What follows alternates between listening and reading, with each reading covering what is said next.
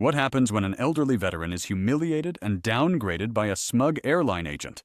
You won't believe who steps in just minutes later to turn the tables. I'm Harlan J. Whitlock, 78 years old, and I've seen my share of battles. Some in the jungles of Vietnam, others in the quieter wars of everyday life.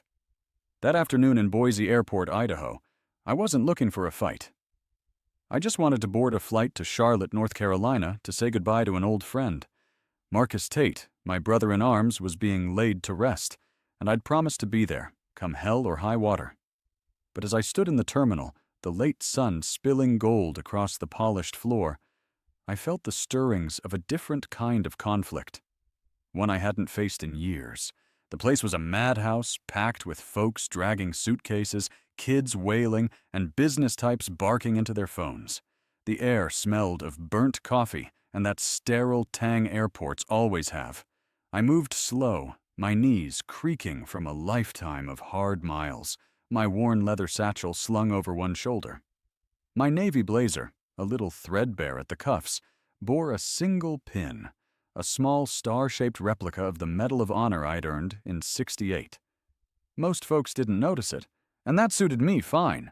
I've never been one to wave my past like a flag. I reached Gate 17, where Blue Horizon Airlines was boarding my flight. The gate agent, a young fella named Mason Caldwell, stood behind the counter, his eyes glued to a computer screen like it held the secrets of the universe. His uniform was wrinkled, his face sour, like he'd drawn the short straw for the shift. I set my boarding pass on the counter, offering a smile I hoped might ease his day. "Afternoon, son. Checking in for the Charlotte flight." Mason didn't look up, his fingers hammering the keyboard. "Name?" he snapped, like I was wasting his precious time.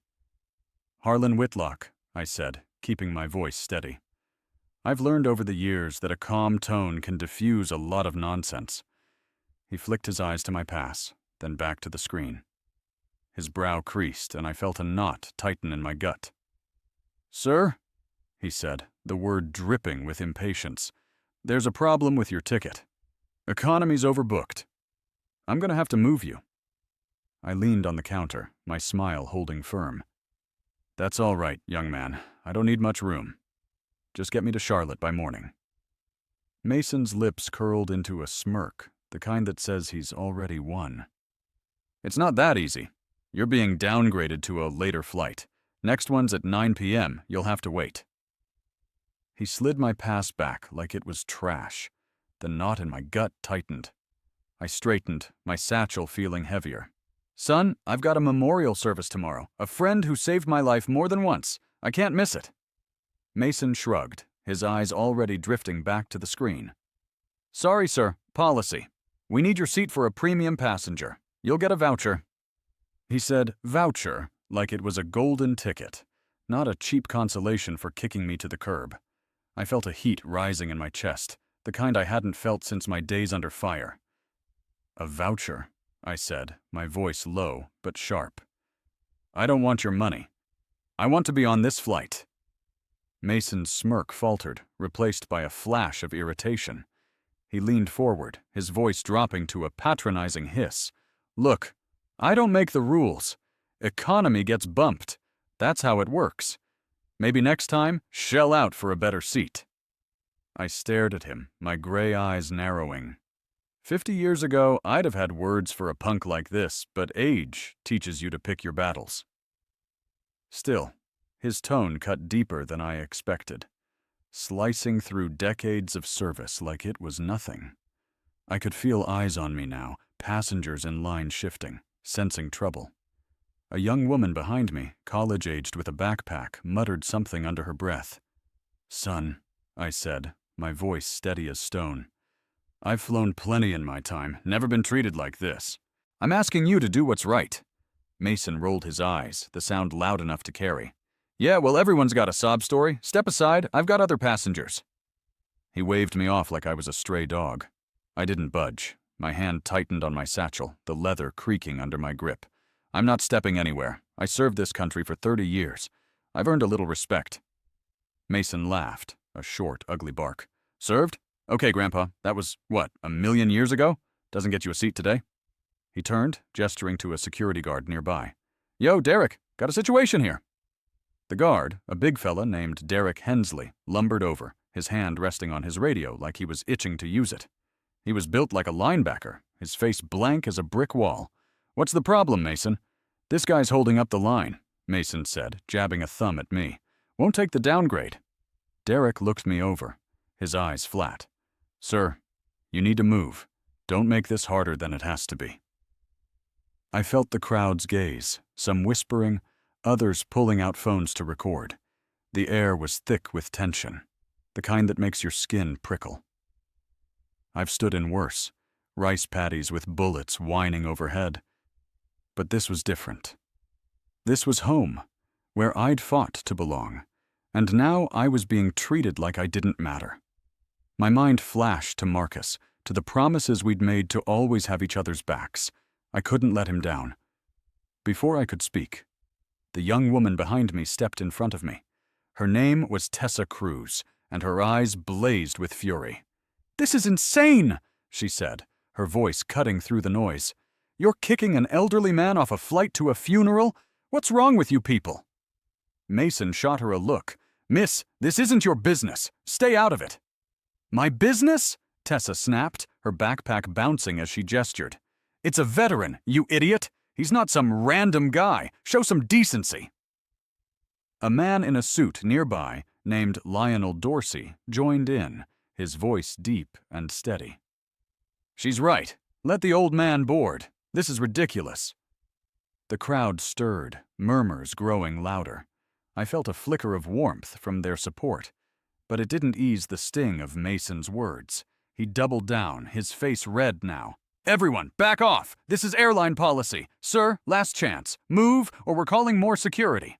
I reached into my blazer, my fingers finding the folded letter from the VA, the one I kept for moments like this. It confirmed my status, though I hated pulling it out. "Before you dig yourself a deeper hole, son," I said, sliding it across the counter, "you might want to read this." Mason snatched it, his eyes skimming the page. He snorted, tossing it back like it was nothing. "Medal of Honor. Yeah, sure. You could have printed this off the internet." The letter fluttered to the counter, landing with a sound that felt louder than it was. I felt a surge of anger. Not the wild kind, but the cold, steady kind that settles in when you've had enough. Derek moved closer, his bulk blocking the light. "Sir, you're causing a scene. Let's go." Tessa jumped in again, her voice fierce. "Don't you dare touch him. You're humiliating a hero." The crowd roared, phones flashing. I raised a hand, my voice calm but firm. "Tessa, I appreciate you, but I've got this." I turned to Mason, my eyes locked on his. "Son, I've faced men with guns who showed more class than you. I'm not asking for special treatment, just what's fair." Mason's smirk returned, shakier now. "Fair? You're holding up a flight. Move, or you're banned from flying with us." The threat landed like a slap. My heart pounded, not with fear, but with memories of jungles, gunfire, and the faces of men I'd never see again. I'd fought for this country, bled for it, and now a kid half my age was spitting on that sacrifice. I was about to respond when a new voice sliced through the chaos. "What in God's name is happening here?" It was a woman, sharp and authoritative, her navy blazer bearing the airline's logo. Her name tag read Selena Ortiz, supervisor. Her dark eyes swept the scene, landing on Mason like a judge's gavel. "Explain. Now." Mason straightened, his bravado cracking. "This passenger's refusing a downgrade, ma'am. Overbooked economy." I followed protocol. Selena's gaze shifted to the letter on the counter. She picked it up, her face softening as she read. "Mr. Whitlock," she said, her voice quieter now. "Is this true? You're a Medal of Honor recipient?" I nodded, my voice steady. "Yes, ma'am. Vietnam, 1968. I don't make a show of it, but I won't let it be dismissed either." Selena's jaw tightened. She turned to Mason, her voice low and cutting. "You downgraded a Medal of Honor recipient? Are you out of your damn mind?" Mason's face crumpled, his confidence gone. I didn't know it was real. He's just—" "Enough," Selena snapped, her hand slicing the air. She turned to me, her tone warm now. "Sir, I'm so sorry. This is unacceptable. You're boarding this flight, and we'll find you a seat in first class." The crowd cheered, Tessa clapping like she'd won the lottery. Lionel Dorsey, his arms still crossed, nodded. But I didn't move, my expression unchanged. "I don't need first class, ma'am. I just need to get to Charlotte." Selina shook her head, insistent. "No, sir. First class, and that's final. Mason, get out of here. We'll talk later." Mason slunk away, his shoulders hunched. Derek shifted awkwardly, avoiding my gaze. I gathered my satchel and the letter. Tessa gave me a grin. "You're a legend, Mr. Whitlock." I chuckled, the first real warmth I'd felt all day. "Just an old soldier, miss. Thanks for having my back." As I headed for the jetway, the crowd parted, some folks nodding, others clapping. I felt their eyes on me, but my mind was on Marcus, on the promise I'd made. This wasn't over. Not by a long shot.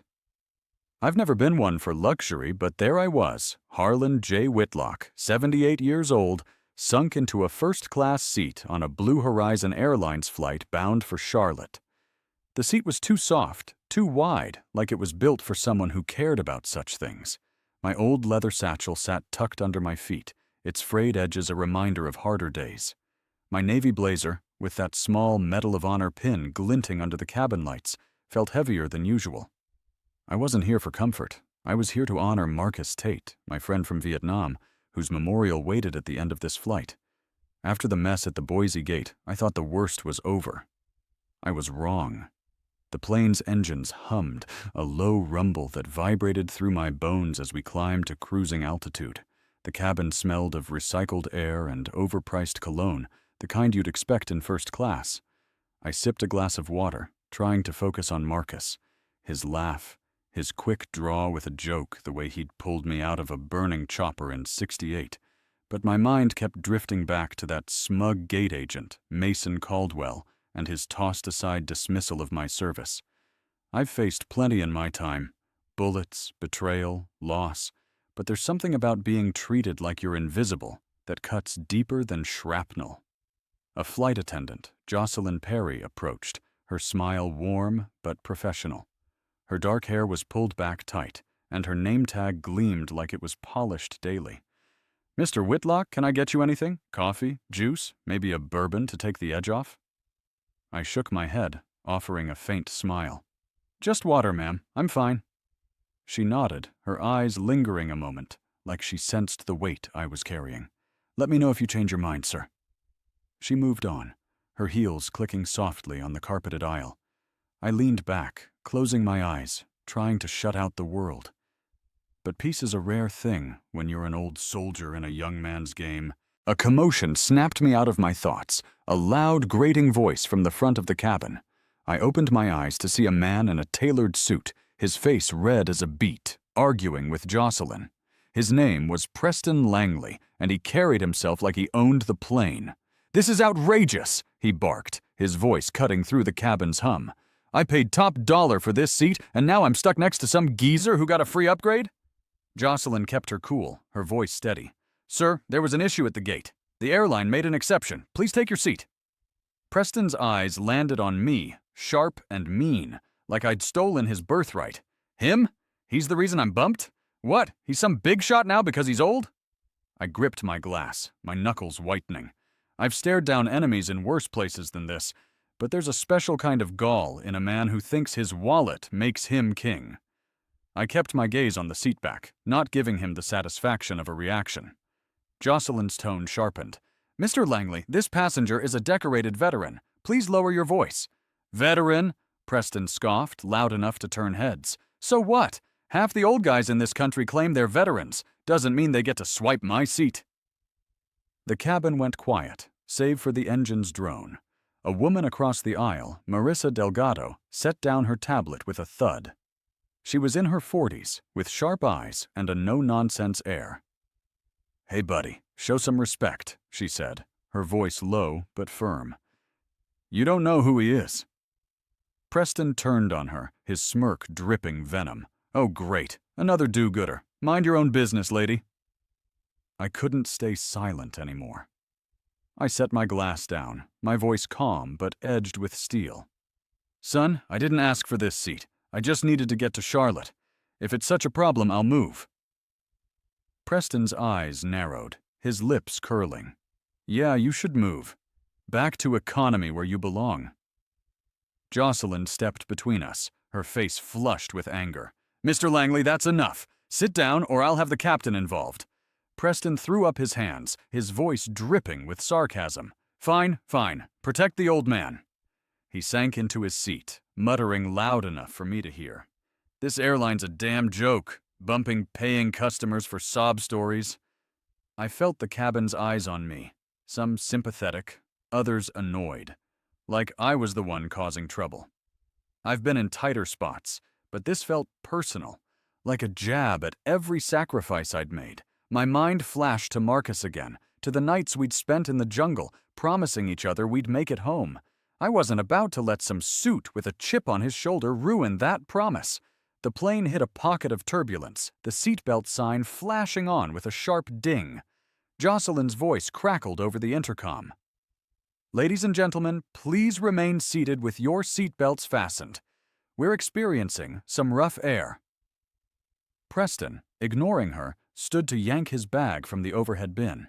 He tugged too hard, and a small case slipped out, tumbling onto my shoulder. It popped open, spilling business cards and a fancy pen across my lap. I flinched, more from surprise than pain. But Preston was on me in a second. Watch it, old man, don't touch my stuff. I brushed the cards off, my patience fraying like an old rope. I didn't touch anything, son. It fell. Yeah, right, he snapped, snatching his things back. Just stay out of my way. Marissa was on her feet now, her voice sharp as a blade. You're unbelievable. You drop your crap on him and he's the problem? Apologize, you jerk! Preston laughed, a harsh, grating sound that made my skin crawl. Apologize? To him? For what?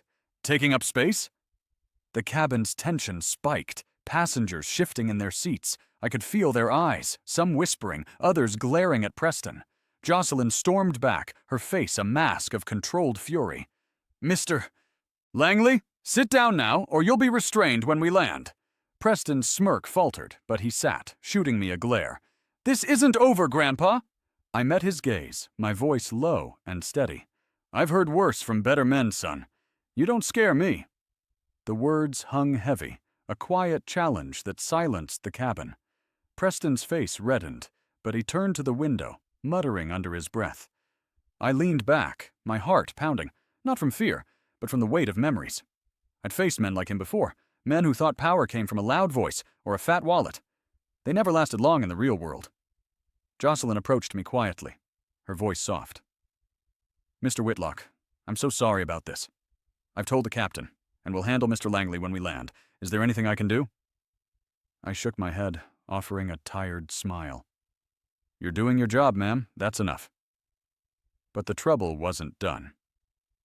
Down in economy, a young man named Javier Torres was fuming. He was a reservist, early 20s, with a buzz cut and a passion for military history.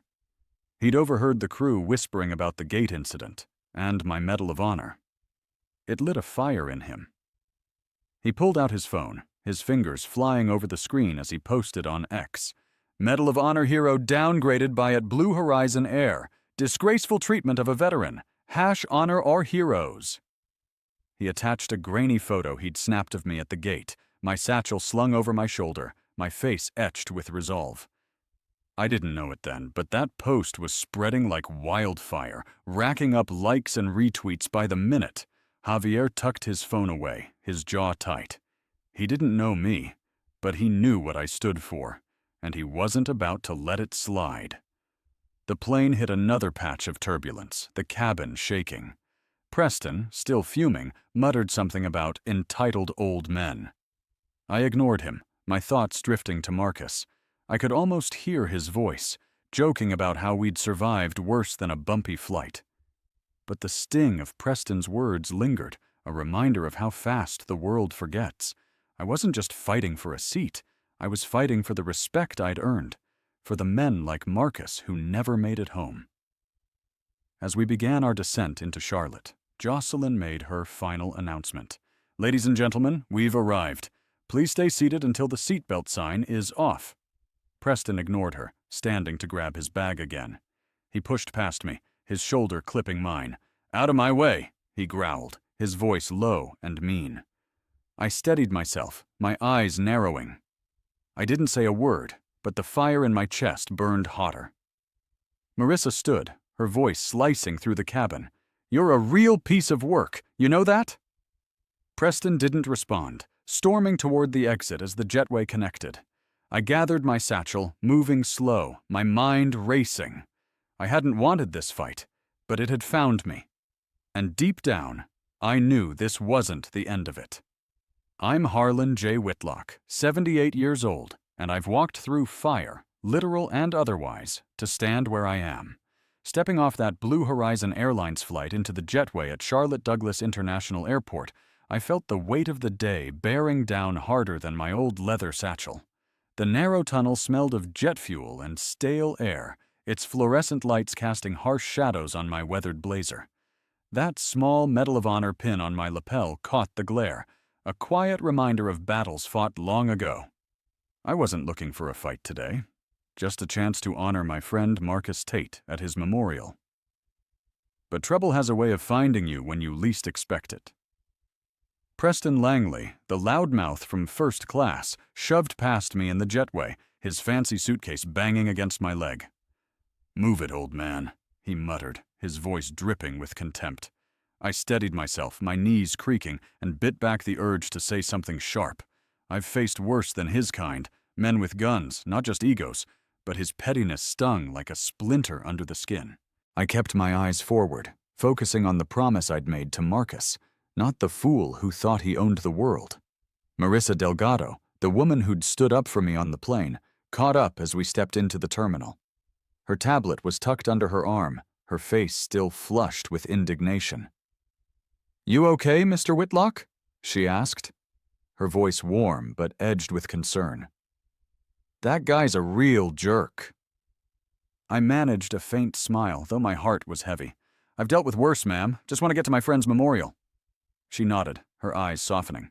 You're a class act. Don't let that idiot get to you. I chuckled, a low rumble born of too many years dodging bigger fights. Not my style to let him win, Marissa. Thanks for having my back. The terminal was a chaotic swirl of noise, announcements crackling, suitcases rolling, people shouting greetings. Gate C-12 loomed ahead, its waiting area packed with passengers and a small crowd that seemed to be gathering for something. I spotted Selena Ortiz, the supervisor from Boise, standing near the gate, her navy blazer crisp despite the long flight. She was talking to a man in a sharp gray suit, his face grim as a storm cloud. I didn't know it then, but he was Quentin Hayes, the president of Blue Horizon Airlines, pulled from a conference in Charlotte by a firestorm I hadn't yet seen. Selena caught my eye and waved me over, her expression urgent. Mr. Whitlock, could you join us for a moment? I hesitated, feeling the crowd's gaze like a spotlight. I've never been one for attention. Too many years keeping my head down in places where standing out got you killed. But I nodded, my satchel heavy on my shoulder as I approached.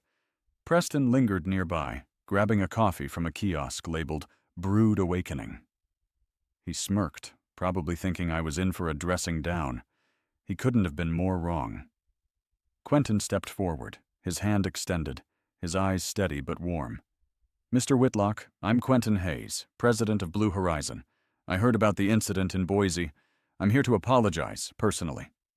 I shook his hand, my grip firm despite the ache in my joints. Appreciate that, sir. All I wanted was to board my flight. Quentin's face tightened, a mix of regret and resolve. You should have been treated with honor, not disrespect. I understand you're a Medal of Honor recipient? I nodded, my voice low. Yes, sir. Vietnam, 1968. I don't advertise it, but I won't let it be brushed aside either. The crowd murmured, some pulling out phones, their flashes glinting like fireflies. Preston, sipping his coffee, froze, his smirk fading like a bad dream. Quentin raised his voice, addressing the growing throng. Your service deserves respect, Mr. Whitlock. What happened in Boise was a failure on our part. The employee involved is being disciplined, and I'm offering you a lifetime membership to our premium loyalty program. Your flights with us will always be first class, fully covered." I shook my head, my jaw tight. "That's kind, but I don't need handouts. I just want to be treated like a man who's earned his place." Quentin's smile was genuine, tinged with admiration. "With respect, sir, you've earned more than a seat. You've earned our gratitude. We'll make this right." Before I could answer, a new sound cut through the terminal. The sharp click of boots on tile. 3 men in crisp military uniforms approached, their presence commanding silence. The leader, a grizzled colonel with a chest full of ribbons, had a face I'd know anywhere. Desmond Frazier, my old friend from Vietnam and Marcus's commanding officer. His eyes locked on mine, a grin breaking through his weathered features. "Harlan Whitlock, you old son of a gun. Still stirring up trouble?" I felt a warmth I hadn't known all day, my grin matching his. "Desmond, didn't expect you here." He clapped my shoulder, hard enough to jolt me. "Heard some fool tried to downgrade you. Figured I'd come remind 'em who they're messing with." The crowd parted, their whispers growing. Preston stepped back, his coffee forgotten, his face pale as ash. Desmond's gaze landed on him, sharp as a bayonet. "You the one who gave my friend grief on the plane?" Preston stammered, his bravado crumbling. I didn't know who he was." Desmond's voice dropped, cold and precise. "You don't need to know who he is to show basic decency. This man ran through hell to save his squad. You don't get to spit on that." The terminal went still, Desmond's words hanging like smoke. Marissa crossed her arms, a satisfied smile on her face. A young man in the crowd, Javier Torres, held up his phone, recording the moment. I didn't know it then, but his ex-post from the plane. "Medal of Honor hero downgraded by at Blue Horizon Air. Disgraceful. #honor our heroes," had gone viral, trending across the country with thousands of retweets and hashtags like #honor Harlan. Quentin addressed the crowd again, his voice steady. "Ladies and gentlemen, Blue Horizon deeply regrets the treatment Mr. Whitlock received. We're implementing mandatory training to ensure this never happens again. Mr. Whitlock, we'd like to escort you to your destination in Charlotte." I shook my head, my voice firm. "I'm here for Marcus Tate's memorial. That's all that matters. I'll get there on my own." Desmond stepped closer, his tone softening but resolute. "Not alone, Harlan. My men and I are taking you." Marcus would have wanted it that way.